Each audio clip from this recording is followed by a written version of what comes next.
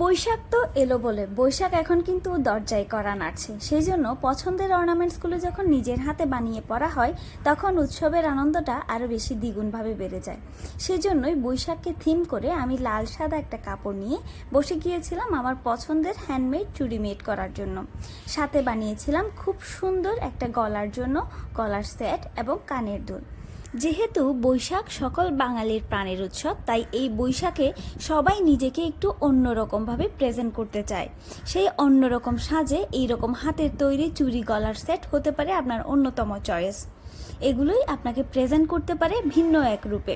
এই হ্যান্ডমেড জুয়েলারিগুলো সবসময় আমার পছন্দের তালিকায় থাকে, কারণ এই হ্যান্ডমেড জুয়েলারিগুলো কিন্তু প্রত্যেকটা লুকের সাথে খুব ভালোভাবে যায় এবং খুব ফ্যান্টাস্টিক একটা ডিফারেন্ট লুক ক্রিয়েট করে।